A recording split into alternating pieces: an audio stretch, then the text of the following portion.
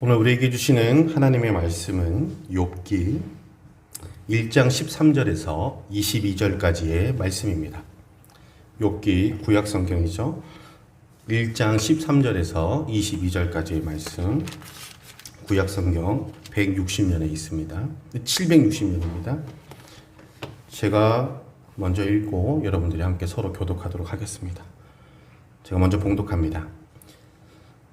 하루는 욥의 자녀들이 그 맏아들의 집에서 음식을 먹으며 포도주를 마실 때에 사환이 욥에게 와서 아뢰되 소는 밭을 갈고 나귀는 그 곁에서 풀을 먹는데 스바 사람이 갑자기 이르러 그것들을 빼앗고 칼로 종들을 죽였나이다. 나만 홀로 피하였으므로 주인께 아뢰러 왔나이다. 그가 아직 말하는 동안에 또 한 사람이 와서 아뢰되 하나님의 불이 하늘에서 떨어져서 양과 종들을 살라버렸나이다. 나만 홀로 피하였으므로 주인께 아뢰러 왔나이다. 그가 아직 말하는 동안에 또 한 사람이 와서 아뢰되 갈대아 사람이 새 무리를 지어 갑자기 낙타에게 달려들어 그것을 빼앗으며 칼로 종들을 죽였나이다.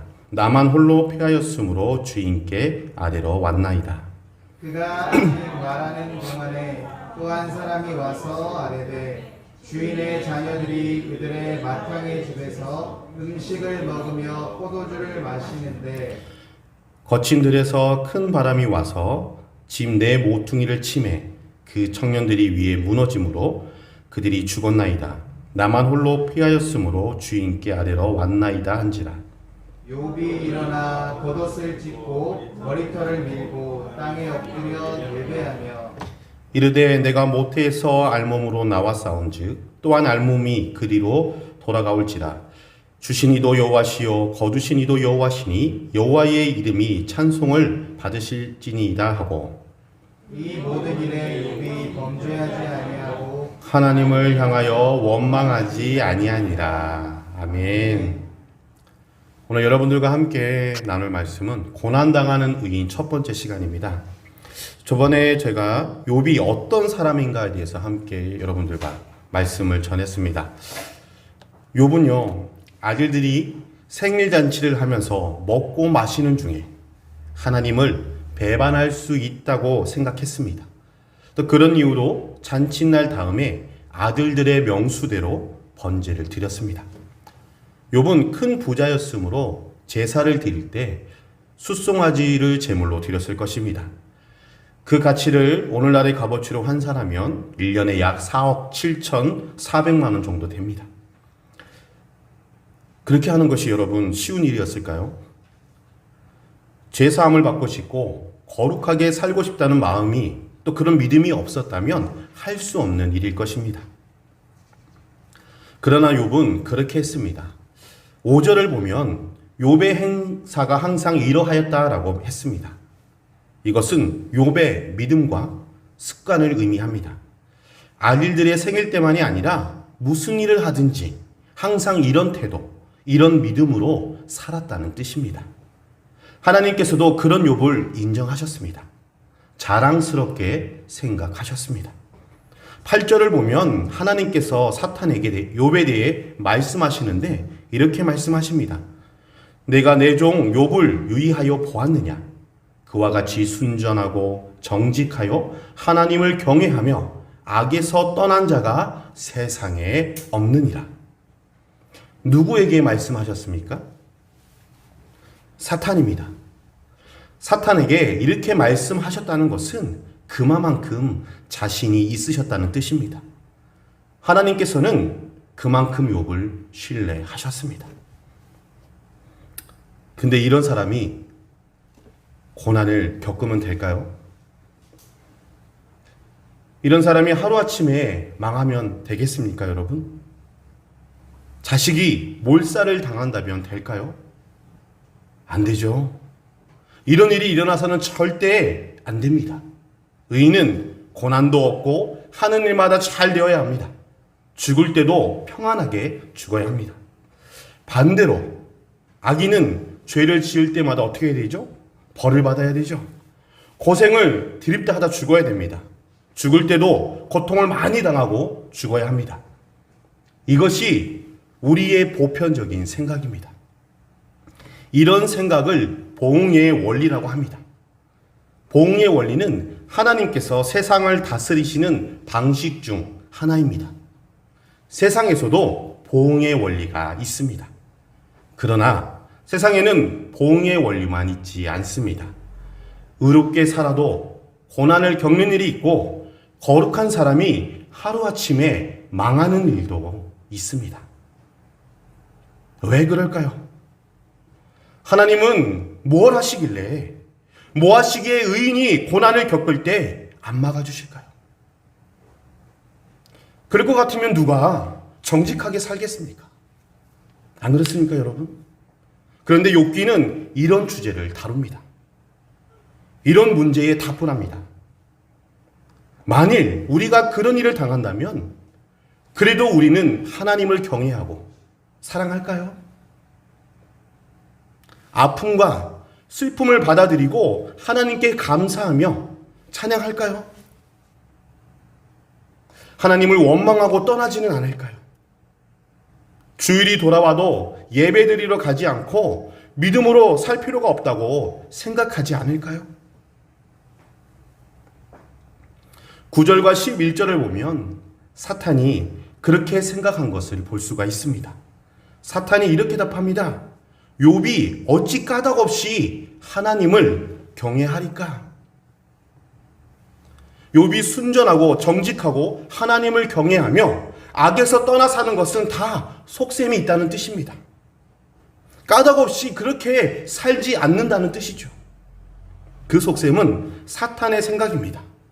재물의 복을 받으려고 하나님 앞에서 순전하고 정직하게 살고 하나님을 경외하며 악에서 떠나 산다는 것이었습니다.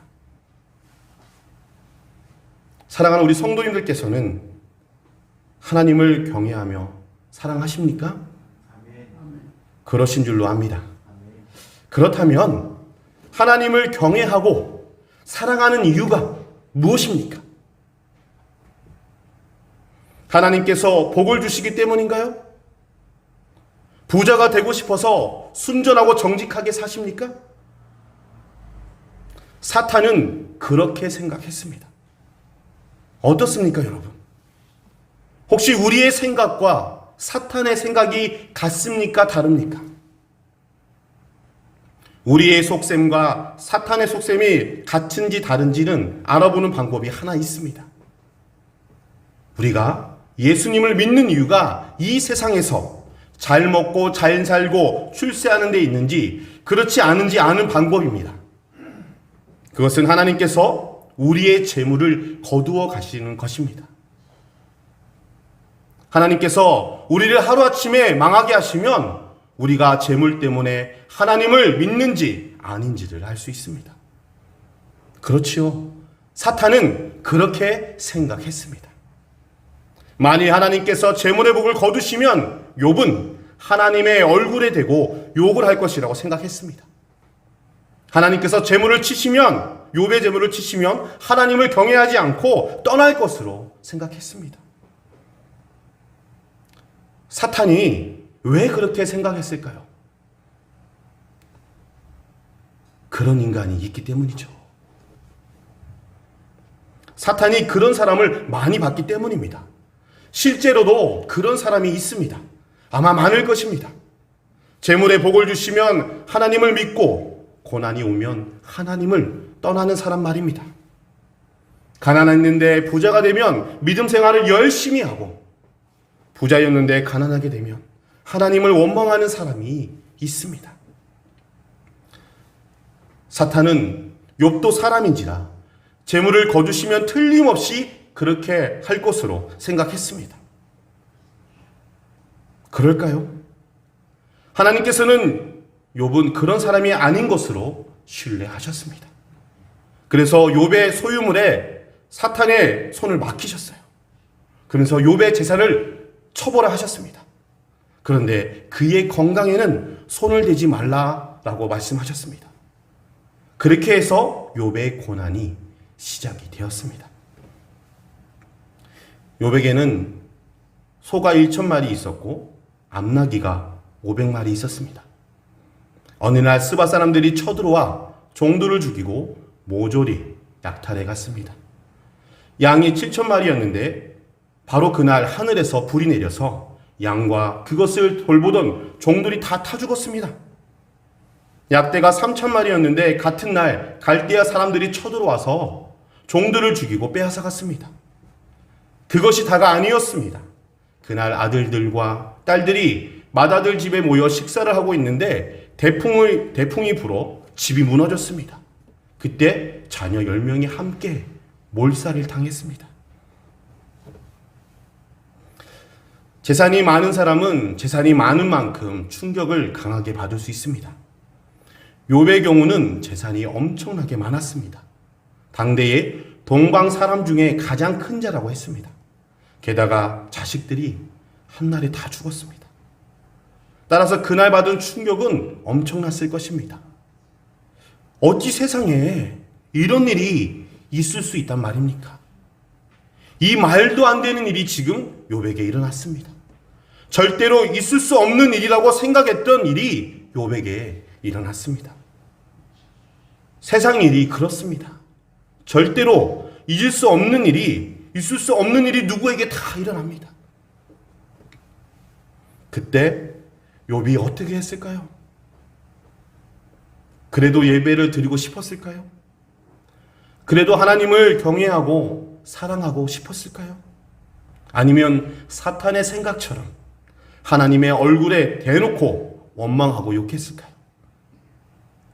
20절을 보면 그때 욥이 일어나 겉옷을 찢고 머리털을 밀고 땅에 엎드려 예배하며 라고 말하고 있습니다. 자신에게 엄청난 시련을 주신 하나님께 땅에 엎드려 존경심을 나타냈습니다. 비록 까닭 없이 겪었지만, 아무런 죄도 없이 겪었지만, 그런데도 엎드려 하나님께 예배를 드렸습니다. 그리고 21절을 보면 땅에 엎드려 이렇게 고백합니다. 내가 모태에서 알몸으로 나와 싸운즉 또한 알몸이 그리로 돌아가올지라. 주신 이도 여호와시요 거두신 이도 여호와시니 여호와의 이름이 찬송을 받으실지니이다. 이 세상에 태어날 때 아무것도 가지고 온 것이 없었으니 돌아갈 때도 빈몸으로 돌아간다는 뜻이죠. 이 세상에 사는 동안 하나님께서 많은 것으로 복을 주셨는데 주신 자가 하나님이시니 하나님께서 거두신다 해도 하나님은 오르시다는 뜻입니다. 그래서 하나님께서 모든 것을 취하셔도 하나님의 이름을 찬양하고 경배를 드렸습니다. 어떻습니까? 사탄의 생각이 보기 좋게 빗나가지 않았습니까? 욥은 사탄이 생각하는 그런 사람이 아니었습니다. 그의 믿음도 사탄이 생각하는 그런 믿음이 아니었습니다. 욥이 이렇게 고백했다는 것은 왜 우리가 하나님을 경외하고 사랑해야 하는지 이유를 밝힌 것입니다. 우리가 하나님을 경외하고 사랑하는 이유가 재물에 있지 않다는 것입니다. 재물의 축복을 받고 좀 더 많이 누리게 해달라고 하나님을 섬기는 것이 아니라는 것입니다. 이 세상에서 잘 먹고 잘 사는 것도 중요하지만 하나님을 믿는 목적이 거기에 있지 않습니다. 많은 사람이 하나님을 경외하고 사랑하는 목적을 이 세상에 두고 있습니다. 이 세상에서 잘 살고 출세하고 부귀와 영화를 누리는데 신앙의 가치를 두고 있습니다. 지금보다 더 부자가 되고 다른 사람들보다 더 잘 사는데 목숨을 걸고 있습니다. 이것을 세속주의라고 합니다. 현대 교회와 성도들의 신앙을 가장 위협하고 있는 것 중 하나는 세속주의입니다. 교회를 타락시키고 성도들을 타락시키는 것이 세속주의입니다. 성경은 재물의 중요성을 가르칩니다. 정직하게 살고 의롭게 살고 열심히 살아서 잘 살라고 가르칩니다. 재물의 복도 누리라고 가르칩니다. 잠언은 이런 사실을 강조합니다. 그런데 그렇다고 해서 신앙의 가치와 목표가, 인생의 목표가 그것이라고 가르치지는 않습니다. 그런데도 그렇게 생각하고 이 세상의 가치를 두고 산다면 그것은 사탄의 생각과 맞아떨어진 것입니다. 그런 사람은 사탄이 생각한 그런 사람입니다. 그런 사람은 고난이 오면 하나님을 버립니다. 아픔과 슬픔을 당하면 하나님을 배반합니다. 사탄은 그런 사람들을 많이 보았습니다. 그래서 욥도 그럴 사람이라고 생각을 했습니다. 그러나 아니었습니다. 우리도 사탄이 생각하는 그런 사람이 아니기를 바랍니다. 오히려 하나님께서 보시고 신뢰하시는 성도가 되기를 바랍니다. 사탄에게 믿고 자랑할 수 있는 성도로 자라가기를 바랍니다. 그렇다면 우리가 하나님을 경외하고 사랑해야 되는 이유가 무엇일까요? 왜 욥처럼 하나님께서 모든 재물을 거두신다 해도 하나님께 경배와 찬양을 드려야 할까요? 그것은 욥의 고백에 잘 나타나 있습니다. 주신 이도 여호와시요 거두신 이도 여호와시기 때문입니다. 우리에게 있는 모든 것을 주신 분은 하나님이시기 때문에 우리는 하나님을 경외하고 사랑해야 합니다. 하나님은 우리에게 생명을 주셨습니다. 이 세상에 태어나 찬란한 빛을 보고 살게 하셨고 한평생 빛나게 사는 복을 주셨습니다. 우주 만물을 만드시고 그것도 우리에게 주시며 그것을 누리며 살게 하셨습니다. 모든 사람이 죄로 망해야 하는데 특별히 우리를 그 가운데서 구원해 주셨습니다. 죄 사함을 주시고 하나님의 자녀로 삼아 주셨습니다. 그리고 영원한 생명을 주시고 천국에서 영생 복락을 누리게 하셨습니다. 그러므로 우리는 하나님을 경외하고 사랑해야 합니다. 설령 우리에게서 재산을 거두시고 자녀를 거두시고 부모를 데려가셔도 하나님을 찬양해야 합니다. 저도 이렇게 말하면서 참 마음이 무겁더라고요. 과연 나는 그렇게 할 수 있을까? 근데 제 삶도 돌아보면 참 그랬던 것 같아요. 큰아버지에게 모든 돈을 다 맡겼는데 정작 10원 한 푼 받지 못하고 거의 야반도주 하다시피 군산에서 서울로 떠나왔습니다. 청계천에서 고시원방에 2평짜리죠? 2평도 안 되겠네요. 1평짜리겠네요. 그 침대 하나에 다 큰 청년 둘이 누워가지고 잤었으니까요. 아무것도 없이 시작했었어요. 그리고 한참 신앙이 뜨거울 때 기도하면 하나님께서 전능하시기 때문에 모든 것을 다 들어주신다 하실 때 저희 어머니가 저희 아버지가 갑자기 돌아가셨거든요. 아무리 기도해도 하나님이 제 기도를 들어주지 않으시는 거예요. 젊은 시절 또 어린 시절 정말 제 인생은 비참했습니다. 정말 저는 가장 밑바닥에 가장 시궁창에서 제 인생이 살았었습니다. 정말 하나님이 안 계신 것 같더라고요. 이유가 없어요. 아무리 물어도 하나님은 대답하지 않으시더라고요. 정말 우리에게 그런 뜻하지 않은 어려움들이 너무 많이 와요. 제가 전에도 한번 말씀드렸던 것 같은데 하나님은 우리에게 그 모든 고난이 다가왔을 때 그것을 다 일일이 설명해 주지 않으세요. 여러분 믿음이 뭡니까? 믿음이 뭐라고 생각하세요? 하나님이 내 기도를 들어주시는 게 믿음일까요? 거기에 따라서 순종하는 것이 우리가 정말 하나님 앞에 믿고 고백하며 나가는 것일까요? 아닙니다, 여러분. 믿음은요, 갈 바를 알지 못하지만 그래도 하나님이 살아계시고 하나님이 선하시기 때문에 우리가 그것을 믿고 걸어가는 거예요. 뜻하지 않은 어려움이 다가와요. 나에게 왜 이런 어려움이 오는지 아무도 대답해 주지 않아요. 하지만 내 마음속에 하나님이 살아계심을 믿고 그분의 선하심을 믿고 가는 것. 그 선이 무엇입니까? 구원이지 않겠습니까, 여러분? 그런데 제가 전에도 고백했던 것처럼 하나님이 나에게 어떠한 능력을 펼쳐 보이지 않으셔도, 하나님이 나에게 어떠한 기도의 응답을 해주지 않으셔도, 설령 제가 강단에서 이렇게 말씀을 전하다 지옥에 갈지라도 그것을 보내신 분은 하나님이시라는 거예요. 그 주권을 인정하기까지 너무나도 힘들고 어렵습니다. 저도 이렇게 고백하지만, 지금도 이 고백을 하지만 어떨 때는 수긍이 안 될 때가 너무나도 많이 있어요. 왜 하나님 하필이면 접니까? 많고 많은 사람 중에 왜 하필이면 제가 이 지금 제일 안 된다는 이 시국에 개척을 해야 됩니까? 답을 안 해주세요. 근데 제 마음속에 부정이 되지 않는 것은 하나님이 살아계시다는 거예요. 너무나도 아프고 힘들 것이에요. 이런 상황들이 다가오면 한탄스럽고 원망스러울 것입니다. 그러나 하나님을 경외하고 찬양해야 합니다. 하나님께서 잠시 맡겨주신 것을 찾아가셨다고 생각하셔야 합니다. 하나님께서 주셔서 그동안 잘 누리고 살았는데 이제 돌려드렸다고 생각해야 합니다. 이것이 우리가 하나님을 경외하고 사랑해야 할 이유입니다.